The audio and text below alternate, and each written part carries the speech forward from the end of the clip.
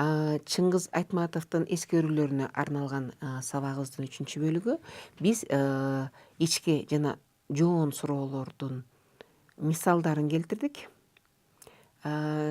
Тексттин мазмунуна таянып, азыр болсо ушу ичке суроолорго жооп берелик. Мен сиздерге бир нече суроону сунуштайм. Аларга тексттен жооп издейбиз. Жана эгерде мен берген суроодон көп болсо силердин сурооңуздар, дагы башка суроолор болсо, менин оюмча силер тексттин мазмунунан өзүңүздөр таба аласыздар. Биринчи суроо. Айтматов согуштан кийин кимдин үйүндө жашаган? Текст ушул эле суроого жооптон башталат. Мен согуштан кийин атамдын бир тууган карындашынын үйүндө жашагам. Кимдин үйүндө? Атамдын карындашынын үйүндө. Карындаш деген сөз эгер кимдир бирине тааныш эмес болсо, негизи эркек кишинин кичүү кыз бир тууганын биз карындаш дейбиз. Экинчи суроо. Айтматовдун эжеси Айтматов чоңойгондо ким болсо деп тилечү? Туура, Айтматовду ал чоң киши болсо, чоң болсо деп тилечү экен. Үчүнчү суроо. Чоң деген ким элдин түшүнүгүндө? Ошол кезде жашаган элдин түшүнүгүндө чоң деген ким? Ооба, туура, чоң деп парткомду же прокурорду аташчу экен. Төртүнчү суроо. Айтматовдун эжеси окууга жиберип атып колуна эмнелерди бериптир? Туура, эсиңерде болсо, Айтматовго болгон тыйынын берип, болгон тамагын башка салып колуна карматып, кийим кийгизип жиберген экен. Мунун баары текстте бар. Бешинчи суроо. Айтматов кайсы окууда окуган? Текстте бар, Жамбылдагы айыл чарба окуусунда окуган.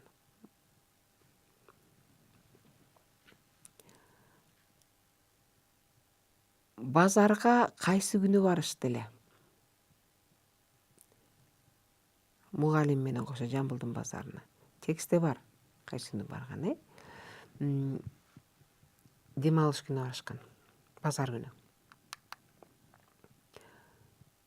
Жетинчи суроо. Элдер базарга кайдан келишет экен? Жана эмне кылышат экен? Туура, текстке таянсак, элдер ошол Жамбылдын тегерегиндеги айылдардан келишет экен, жакын жайгашкан. Анан эмне кылышат эле? Алар же мал сатышат, же сатып алышат. Соода кылганы келишет, Сегизинчи суроо. Мугалим Айтматовго кандай суроо берди? Ооба, туура. Бул асыл жаныбар жөнүндө же тагыраагы бул эшек жөнүндө эмне билесиз, айтып бериңиз деп суроо берди. Тогузунчу суроо. Айтматов кимди көрүп токтоп калды, сөзүн жоготуп? Кими туруптур Айтматовдун маңдайында? Ооба, ал эжесинин кошунасы экен. Аты ким эле?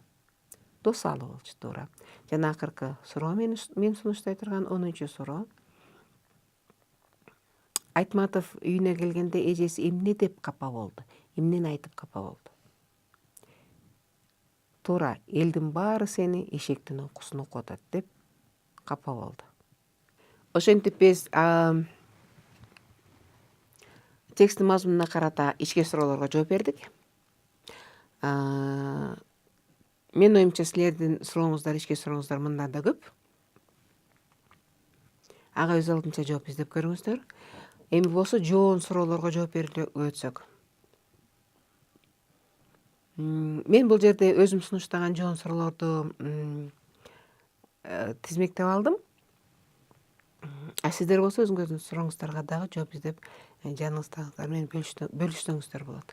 Менин биринчи суроом, эмне үчүн Айтматов атасынын карындашыныкында жашаган? Кандай дейсиздер? Айтматовдун өмүр баянын билсеңиздер керек. Айтматовдун атасы Төрөкул Айтматовдун тагдырын да билесиздер, Ошого таянып, ушул суроого жооп бере алат болушуңуздар керек. Эмне үчүн ата энеси менен жашабай, карындашында жашап калгандыгын. Же дагы башка мен билбеген дагы маалыматты билеттир сиздер. жооп берип көрүңүздөр. Бул жөнүндө текстте маалымат жок. Бирок суроо жаратат туурабы? Экинчи суроо, жоон суроолордун экинчиси бул эмне үчүн эжеси Айтматовду чоң болсо деп тилечү деп ойлойсуз? Чоң болуунун эмне кереги бар эле?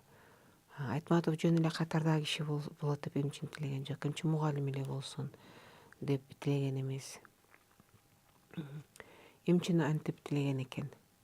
Бул суроого жооп бериш үчүн ошол кездеги элдердин көз карашы, чоң деп аталган адамдарды, мисалы партком, ошол эле прокурордун баягы эл ичиндеги Кыязы Кадырбаркы аткарган иши же болбосо мындай ээлеген кызматы баалуу болсо керек. Менин оюмча сиз бул суроого жооп таба аласыз өзүңүз.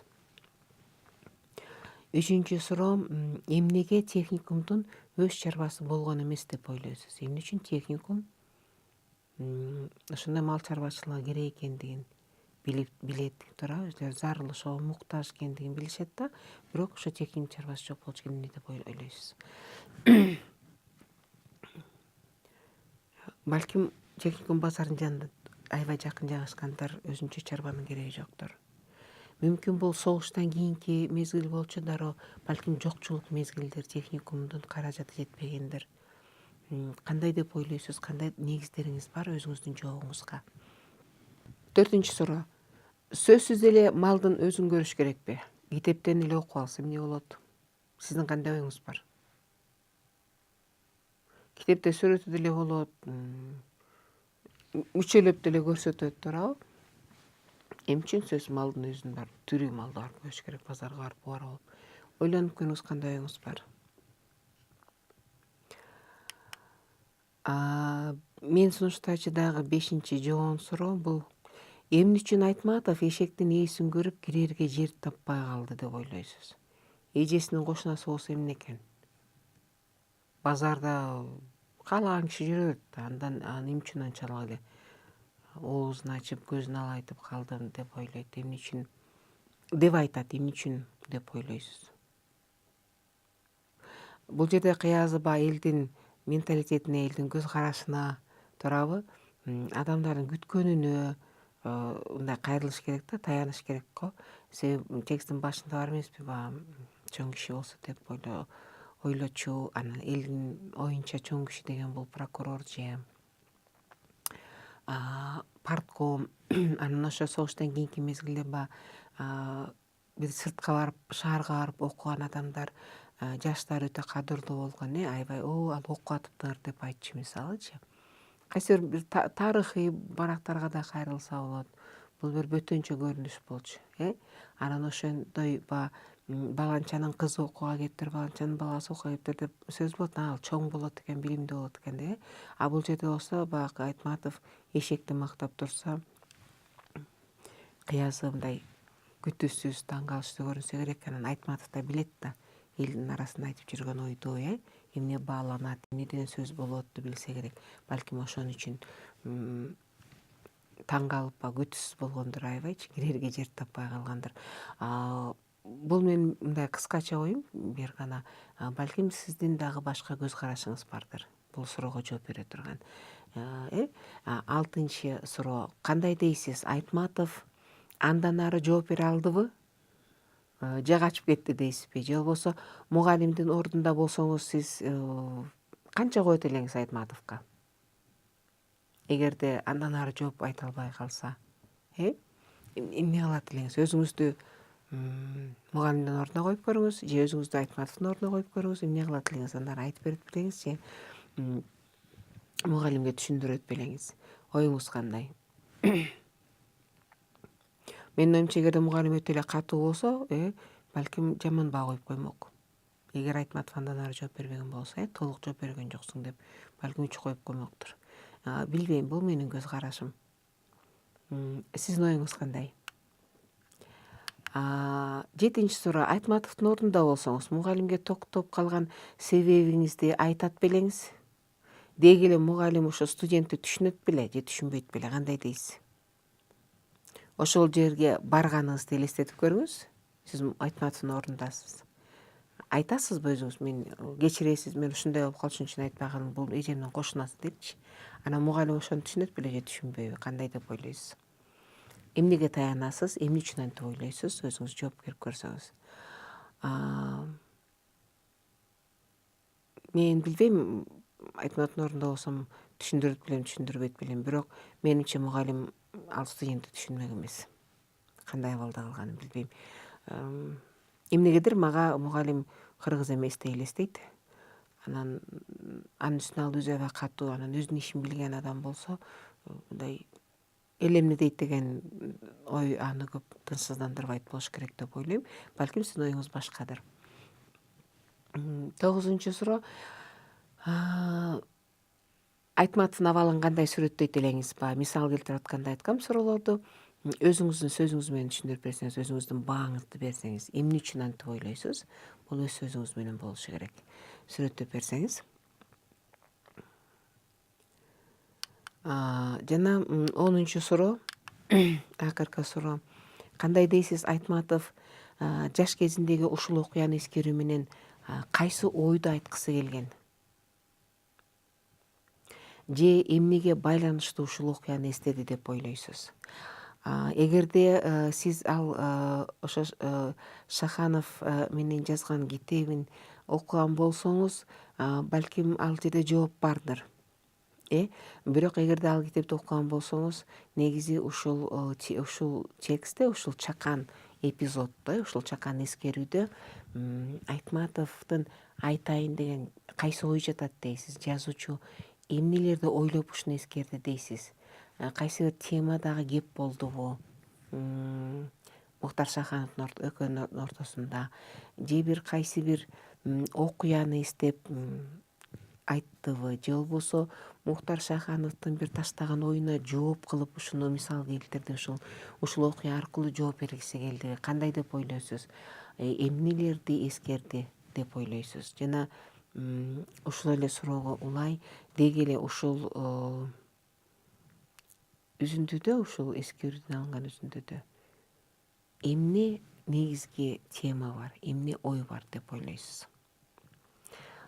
Мисалы, менин көңүлүмдү бурган ушул бөлүк, ушул эскерүү тексттен мен негизи китебин окугам.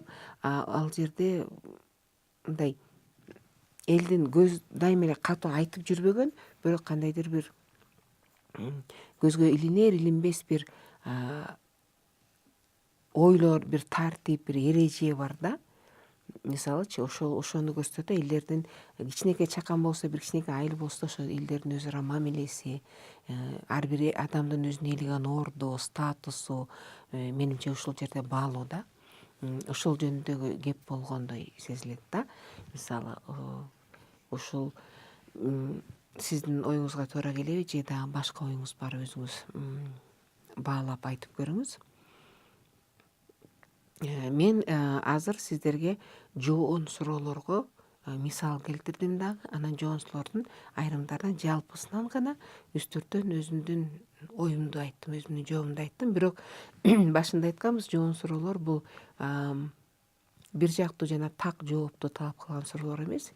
Бул жерде ар бир адам өзүнүн көз карашына, өзүнүн билгенине, өзүнүн болгон колундагы далилине таянып өз жообун айтат. Бул таптакыр эле туп-туура бир гана жооп болот деген суроолор эмес бул жерде. Бирок албетте жоон суроолорго дагы жалпы талап бар. Албетте мындай жалпы логикадан чыкпаш керек, объективдүү бир чындыкка таяныш керек. Ошого карабай ар бир адамдын ою ар түрдүү болушу мүмкүн. Далилдүү болуш керек, негиздүү болушу керек. Жөн эле ойго келген жоопту берип коет деген бул туура эмес. Демек, текстке берилген ички суроолор бул бир жактуу суроолор болду. Айтматов кимдин үйүндө жашаган, качан жашаган, кайда барып окуган, кайсы күнү базарга барган, кимди жолуктурду, эмнени издешти, эмне деп айтып берди. Ал эми жоон суроолор: кандай деп ойлойсуз, эмне үчүн, кандай сүрөттөйсүз, Айтматовдун ордунда болсоңуз, мугалимдин ордунда болсоңуз деген сыяктуу суроолор, бул жоон суроолор болду. Ал сиздин оюңузду, көз карашыңызды, сын пикириңизди талап кылды. Ушул сабагыбызды жыйынтыктасак, ушул текст сизге Айтматов жөнүндө жаңы эмнелерди айтып берди? Же ушул текстти угуп отуруп сизге кандай ойлор келди? Мурда көңүл бурбаган, мурда мындай этибар албаган ойлор кайсы ойго келди? Эмне эсиңизге келди? Жана ушул текст эмнеси жагынан сизге баалуу болду? Кандайдыр бир кичинекей бир нерсе болсо да сизге бердиби? Ушуну жыйынтыктап жазууну сунуштайм. Сөзсүз түрдө жазуу болсун, анан сөзсүз түрдө кыргыз тилинде болсун. Анан албетте ушул маалыматты, ушул тексттеги ойдорду жана өзүңүздүн жазган оюңузду башкаларга тааныштырып, мисалы үй бүлөңүз менен, досторуңуз менен, кесиптештериңиз менен бөлүшүп, ошону болгондо кыргызча бөлүшүүнү мен сизге сунуштайт элем.